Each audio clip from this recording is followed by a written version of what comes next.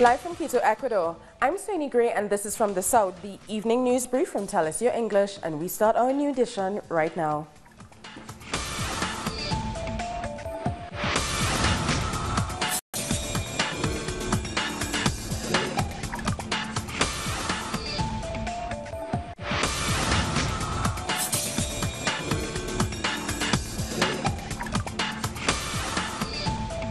After a good deal of confusion, a meeting to prepare a dialogue between the Venezuelan government and the opposition has taken place in the Dominican Republic.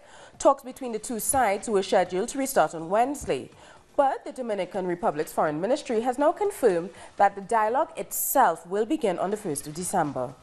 Later on Wednesday, Venezuela's President Nicolas Maduro met with former Spanish Prime Minister José Luis Rodríguez Zapatero, who has led the repeated attempts to open talks with the opposition.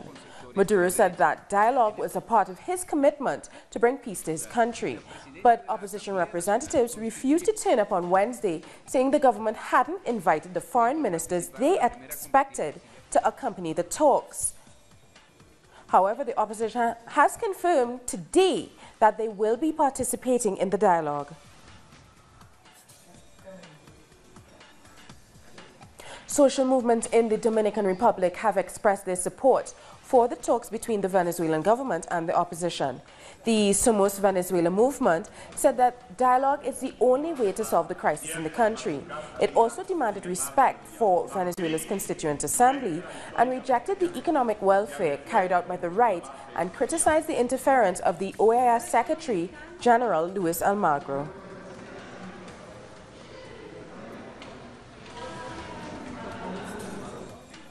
And the Russian Foreign Minister Sergei Lavrov has said that his country supports dialogue between the Venezuelan government and the opposition as the only way to resolve the difficult situation in the country. He was speaking on a visit to Argentina. A dialogue between the government and the opposition, this idea we accept it and reinforce it completely. There's not another way to resolve this kind of situation. We hope the other countries of the region will confront the destabilizing attacks coming from powerful countries allied to the opposition. These attacks target the deep economic crisis and provokes violence, which is irresponsible and unacceptable. Our correspondent Reagan Devines joins us now live from Caracas. Hello, Reagan. So, can we talk about the root of the real issue with the opposition as to whether or not they will participate? Isn't that the real problem at the moment?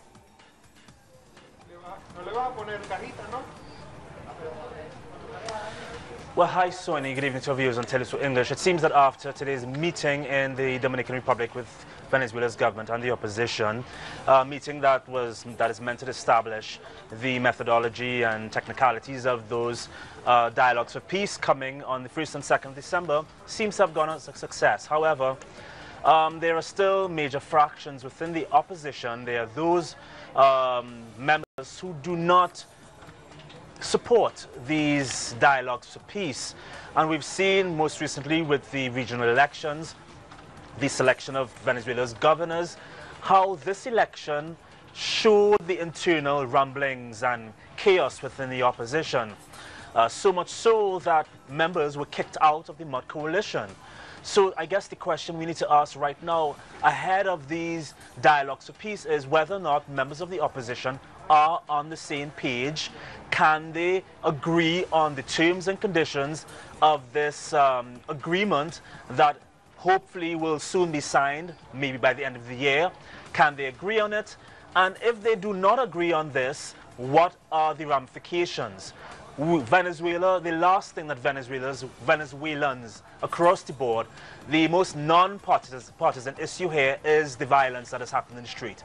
The one thing Venezuela does not want is a repeat of those violent months between April and July of this year. And although the government has been taking major precautions to make sure, or rather to put things in place to deal with such an event, it is a preoccupation that the Venezuela's opposition, the members of which are not on the same page, and whether or not they will approach these dialogues for peace together. Okay, thank you so much for that. So we've been talking to our Reagan Devines in our Caracas office, giving us that update on the Venezuelan government opposition talks in the Dominican Republic. Other news now, trade unionists, social movements from across Latin America and the Caribbean are gathering in Uruguay for the Continental Meeting for Democracy Against Neoliberalism. The event began with a march through the capital of Montevideo. Some 2,000 participants will discuss how to confront the wave of neoliberal policies and the conservative backlash in the region. The former presidents of Brazil and Uruguay, Lula da Silva and Pepe Mujica, will be taking part. Our correspondent, Jose Sena, was at the summit's opening march and sent this report. We're here in Montevideo, where the opening march is just setting off from the University of the Republic towards the Montevideo obelisk. This is the first activity of this event for democracy and against neoliberalism, organized by a variety of trade unions from across Latin America and the Caribbean, as well as by social movements. We'll be keeping you up to date on Telesur as the day unfolds.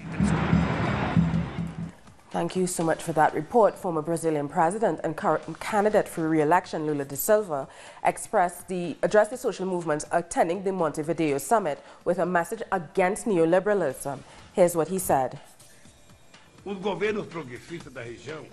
progressive governments in the region, in harmony with people's movements, understood how to carry out huge economic, social, and cultural transformations in our continent, creating an unseen dignity for our people. We weren't able to accomplish everything we wanted, nor everything that was necessary, but we pushed forward for the development of everyone and for the integration of Latin America. The old and new phases of neoliberalism require our resistance and response. The same goes for the extreme attacks of the reactionary right against the people's governments of Uruguay, Ecuador, Bolivia, among others. In that case, the workers' and people's movements' proposals become fundamental and absolutely necessary. The fight against neoliberalism, the conservative multinational forces, and their agenda of subordination. The fight against the regression of our recent social victories and for the strengthening of democracy. More news in a minute, so stay with us.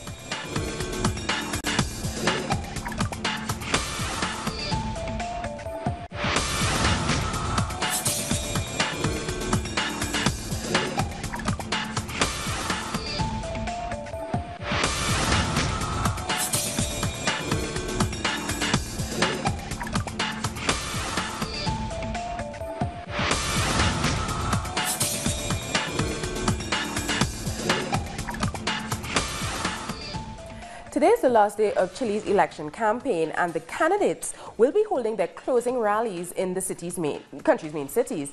Voter abstention has been a growing trend in recent elections in Chile, and there have been fears that Sunday's vote could set a record for low turnout. Tighter electoral rules and growing political apathy are blamed by some. The former president, Sebastián Piñera, is ahead in the latest polls. Second in the poll, the candidate for the force of the majority party, Alejandro Guilher, talked about inequality in his country just after President Michelle Bachelet announced a new law on public education. The success of Chile has many phases.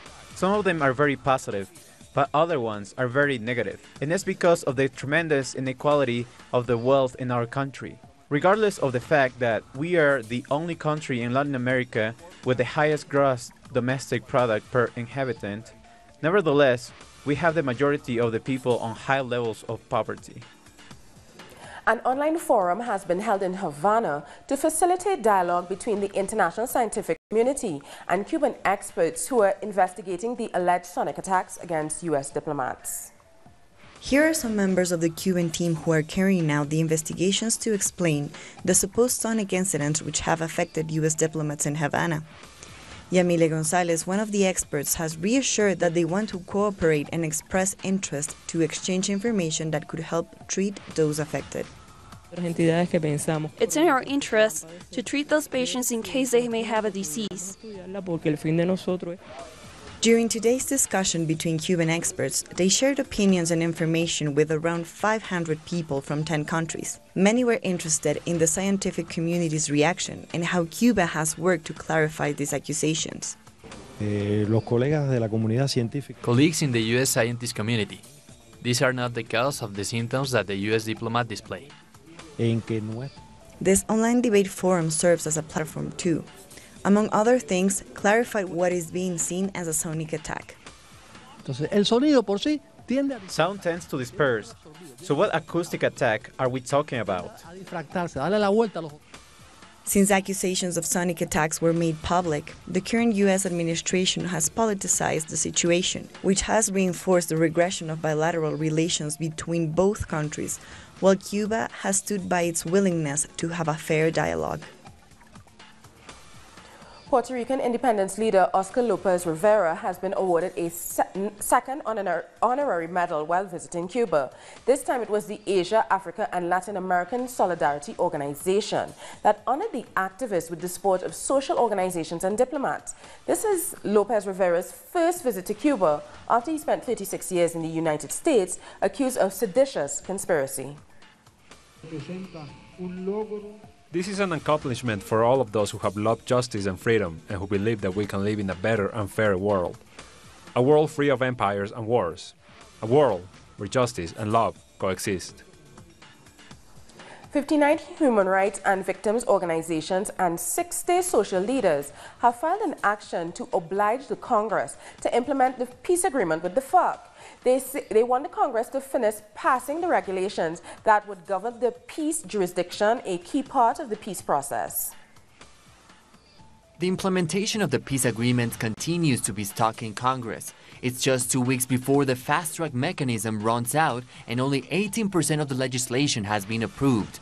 In this difficult situation, human rights and victims organizations have filed a demand for the Congress and the President to guarantee full implementation of the peace deal.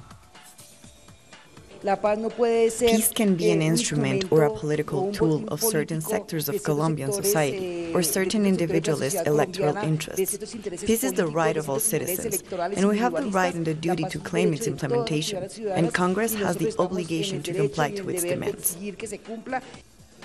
The victims of state crimes are also referred to the Constitutional Court's decision to greenlight the special jurisdiction for peace and highlighted its importance in ensuring the political participation of the FARC.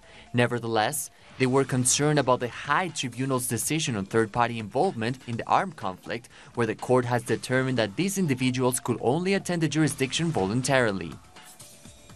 Our concern is whether the ordinary courts will really have the will or really make the effort to ensure that these crimes do not go unpunished. Obviously, they will not go voluntarily to the special jurisdiction because they know that the ordinary courts have so far always guaranteed impunity.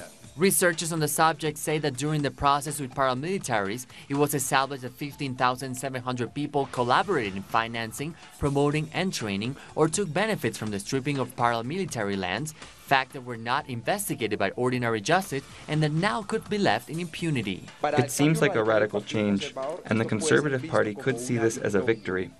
The exclusion of third parties, I think in the future the Criminal International Court won't tolerate it. Some public sectors shared the position of the victims and also warned that the court's decision on third parties related to the armed conflict will allow the story to repeat, meaning that civilians that promoted and profited from war won't face justice or history. Campesino and indigenous groups gathered outside the National Congress in Guatemala, demanding that President Jimmy Morales and 112 deputies resign. We go now to Mario Rosales in Guatemala's capital city for the latest on this protest. We are outside the National Congress with a march that has come from different places of the capital, straight to the Centro Histórico, asking for the resignation of President Jimmy Morales and also of 112 Congress deputies. Campesino and indigenous organizations have joined the marches around the country. There are groups gathered at 8 spots at least on the main highways of Guatemala, asking for the same. Many academic organizations supported by the Public University of San Carlos are protesting in this location and will be moving later towards the National Palace of the Republic. That is what we can inform about this mobilization. Mario Rosales with that report. Bolivian activists have occupied the offices of the Defender of the People in La Paz to protest a court ruling limiting the rights granted to lesbian, gay, bisexual, transgender, and intersex people in 2016 gender identity law. While one group of activists occupied the offices and began a hunger strike, others protested in La Paz's Plaza Murillo to demand their rights. Last week, Bolivia's Supreme Court declared unconstitutional the section of the landmark law that extended marriage and adoption rights to people who change their gender identity. We're going to be back very soon, so stay with us.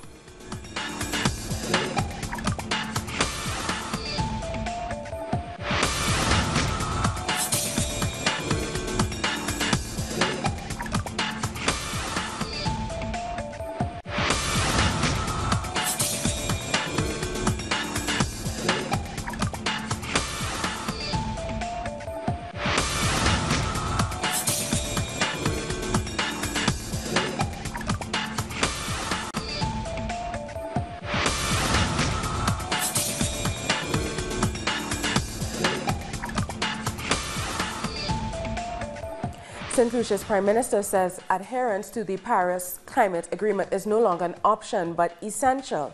Prime Minister Chastanet was speaking at COP23, where he said the time for action is now because climate change has the ability to devastate small island states overnight.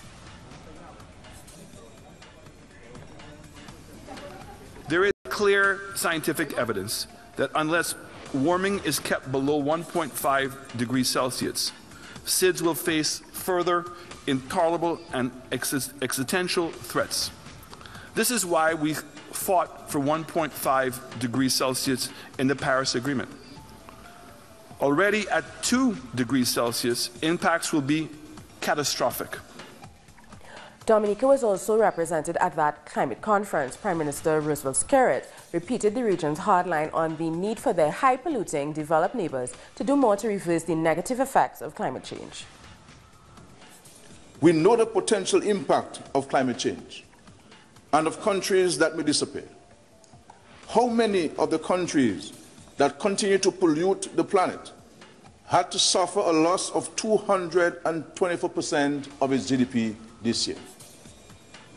Distinguished ladies and gentlemen, I present to you today that our countries remain under threat. To ensure our very existence, the world must do better. And as the United Nations climate talks, COP23, are into their penultimate day in the German city of Bonn, environmental campaigners say governments still need to commit to more radical action more quickly to avoid catastrophic climate change.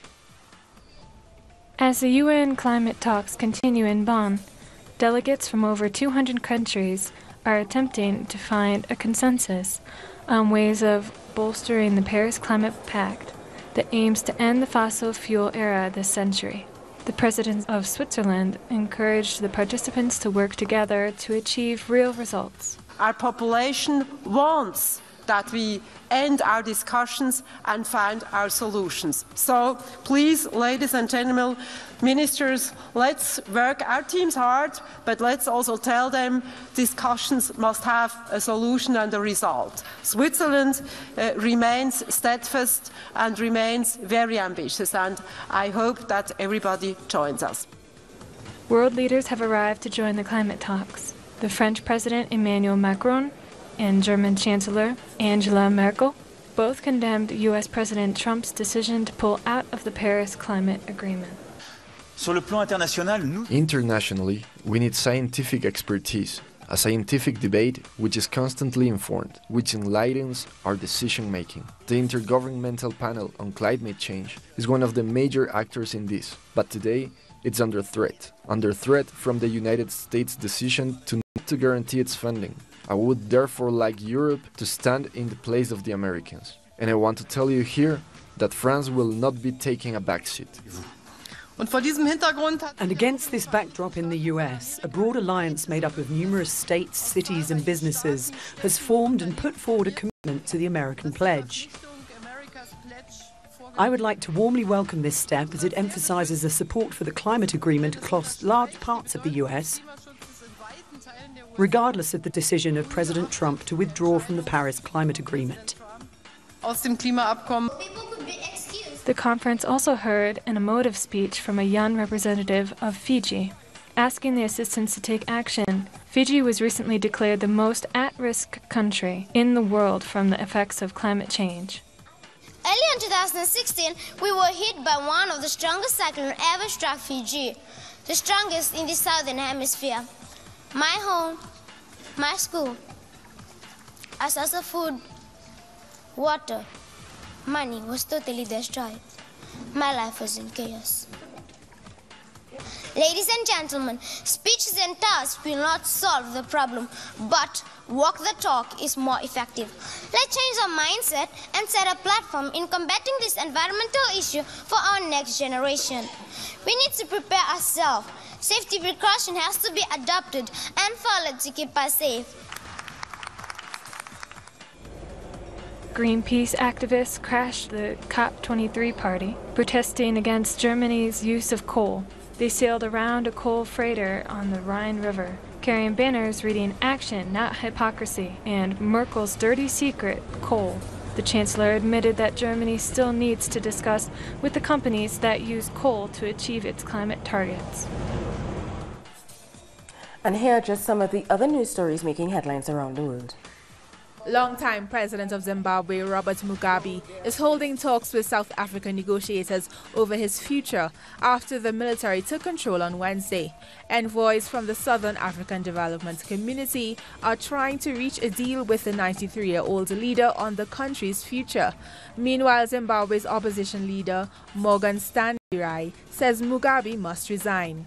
A group of 6 House Democrats from the left of the party have introduced 5 articles of impeachment against United States President Donald Trump. The articles range from obstruction of justice for interfering in the Russia investigation to making charges of fake news against the media. The move is seen as a symbolic one, with the Representative Stephen Ira Cohen saying that he knows the filing is a long shot in the Republican-controlled House and Senate. France's unions took to the streets of Paris in largely muted protests against President Emmanuel Macron's business-friendly reform agenda.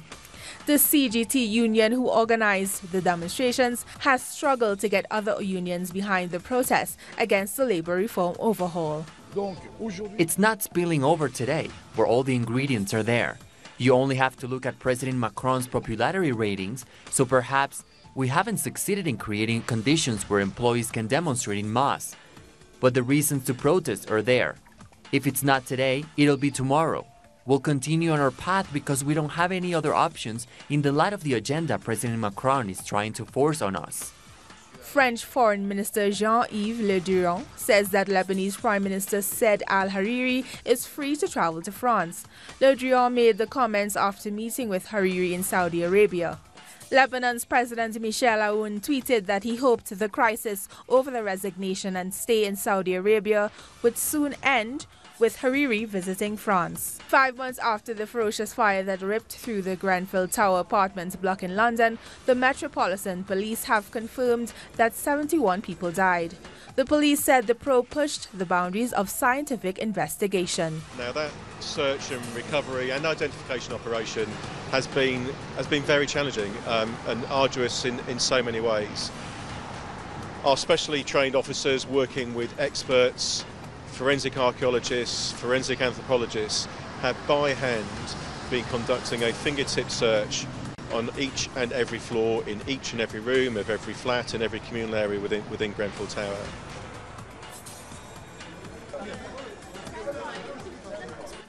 The Islamic State group is almost completely neutralized in the Middle East after losing 96% of the territories it held in Syria and Iraq over the past 6 months. Talisio witnessed the fighting against Daesh. This is the first thing we see in Mosul. Hundreds of people stood in lines to get out of the city, the second largest in Iraq and the principal stronghold of the Islamic State group for 3 years. We are suffering a lot.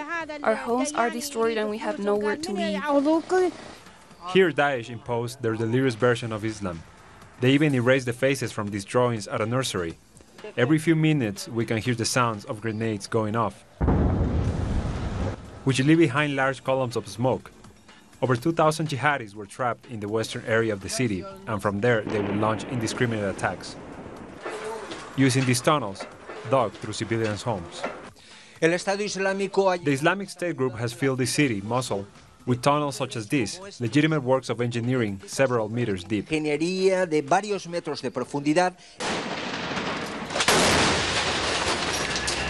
According to conservative estimates, 268,000 people have died in Iraq since the United States invasion in 2003. But an epidemiologic study multiplies this number by 3.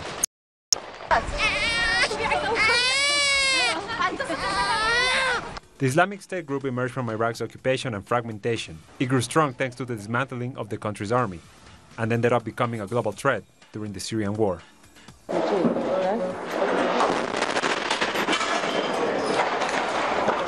On the road we find the perpetrators of the most recent attack. They tried to ram into an army vehicle while carrying explosives aboard a motorcycle. The soldiers posed with the corpses, as if they were hunting trophies.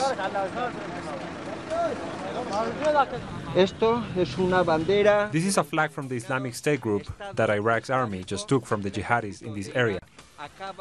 They are 1.5 kilometers from here, in that direction.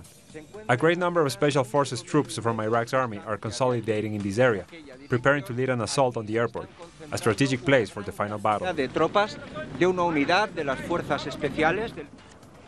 Iraq's army announced Mosul's liberation on July 8, after 265 days of combat, but no one can guarantee that this means the complete end of the insurgency. 3.5 million Iraqis have been forced to abandon their homes, and 10 million, 1/3 of the entire population, now need help to survive. With Daesh in Mosul, we were hungry and afraid. Now, here, at least we are safe, but we're still hungry. We need food. They had the bad luck of being born in a country that's rich in oil, a country that was invaded for justifications that have proven to be false. Since then, Iraq has been going through a long night that so far has lasted 14 years. And with that Vincent Montagut report, we've come to the end of this evening's news brief. So for details of these and many other stories, you can find them on our website, telesiotv.net/English. And join us on social media, Facebook, Twitter, and Instagram. Telesio English, I am Soini Gray. Thank you so much for watching.